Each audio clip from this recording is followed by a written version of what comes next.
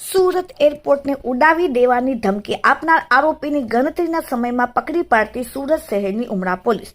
તારીખ 11/12/2024ના રોજ સુરત ગ્રામ્ય પોલીસ કંટ્રોલ રૂમમાં ફોન આવેલ કે સુરત એરપોર્ટ પર બોમ્બ મૂકેલ છે. સુરત એરપોર્ટ ઉડાવવાનું એટલે ઉડાવવાનું તેવી ટેલિફોન ઉપર સુરત એરપોર્ટ ઉડાવી દેવાની ધમકી આપતા હોવાની હકીકત જણાવતા જે અંગેની અધિકારીઓને જાણ કરીને અધિકારીઓના માર્ગદર્શન મુજબ ગુનો દાખલ કરવામાં આવેલ હતો અને અધિકારીઓ સુરત એરપોર્ટ ઉપર દોડતા થયા હતા.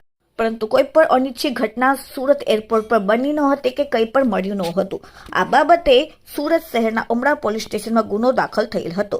આરોપીને પકડવા માટે ટેકનિકલ હ્યુમન સોર્સિસના આધારે ધમકી આપનાર આરોપી સાબિર બશીર ભીખન મંસૂરી રહેવાસી અમીનભાઈના મકાનમાં મદીના કોમ્પ્લેક્સ આસિયાના નગર બસ સ્ટેશનની બાજુમાં બારડોલી ને પકડી પાડવામાં આવેલ છે. હાલમાં પોલીસે આ સમગ્ર મામલે કાયદેસરની કાર્યવાહી હાથ ધરી. Bureau report daily. સુરત ગ્રામ્યના કંટ્રોલ રૂમમાં ગઈકાલે 11:38 વાગ્યા સવારમાં એક 100 નંબર પર એક કોલ આવ્યો હતો અને કોલર કંટ્રોલ રૂમમાં ફોન કરી કીધું કે સુરત એરપોર્ટ પર બોમ્બ મૂકેલ છે અને સુરત એરપોર્ટ ઉડાવવાનું એટલે ઉડાવવાનું એટલો કહીને ફોન કાપી નાખ્યો. પછી એક બીજો કોલ પણ કર્યો અને સેમ વસ્તુ રિપીટ કરી. તો સુરત ગ્રામ્યની LCBની ટીમને જાણ કરવામાં આવી અને ફોનનો લોકેશન અને CDR SDR એ જોવામાં આવ્યો. પછી ઉમરા પોલીસ સ્ટેશનમાં ફરિયાદ કરવામાં આવી.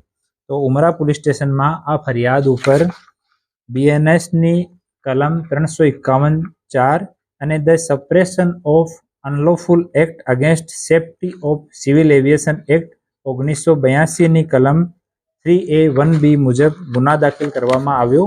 અને પછી ઉમરા પોલીસ સ્ટેશનની ટીમ અને સુરત ગ્રામ્યની LCBની ટીમ આરોપીને પકડી પાડ્યો અને આરોપીનું નામ સાબિરભાઈ બશીરભાઈ મંસૂરી છે.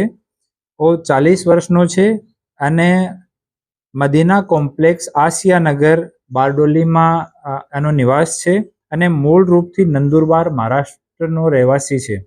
ઓર આની હાલત થોડી સી મેન્ટલી ફર્સ્ટ અપિયરન્સમાં એવો લાગે છે કે થોડી અનસ્ટેબલ ટાઈપની છે.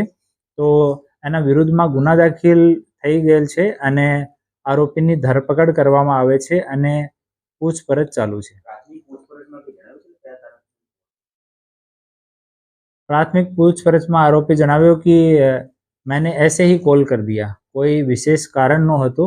और आरोपी वहाँ रह के गद्दे का काम करता है, गद्दे की सिलाई का काम करता है और आगे की पूछताछ अभी चालू है. आरोपी उमरा पुलिस स्टेशन में है અને અટક થઈ ગયેલ છે અને નામદાર કોર્ટ સમક્ષ રજૂ કરવામાં આવશે અને પોલીસ કસ્ટડીની માટે રિક્વેસ્ટ કરવામાં આવશે. ના ના, અગાઉ કોઈ એની ક્રિમિનલ હિસ્ટ્રી નથી અને આરોપી પોતાની વાઇફ સાથે ત્યાં રહે છે. માનસિક છે તો કોઈ સારવાર કરાવી છે? માનસિક રોગી છે એવો કોઈ હજુ સુધી कोई पुरावो મળ્યો નથી. पर उसको प्राइमरी उससे बात करके ऐसा लग रहा है कि थोड़ा ऐसे हिल डुल के बात कर रहा है, इस तरह से बात कर रहा है. तो उसके साथ पूछताछ अभी चल रही है. तो एक बार पूछताछ होगी. अभी उसका मेडिकल करवाने के लिए ले जा रहे हैं. तो जो डॉक्टर ऐसा लगेगा उनको कि मानसिक अस्थिर है तो उस तरह से उनका मेडिकल करा के वो सारे कागज भी कोर्ट के समक्ष रजू किए जाएंगे.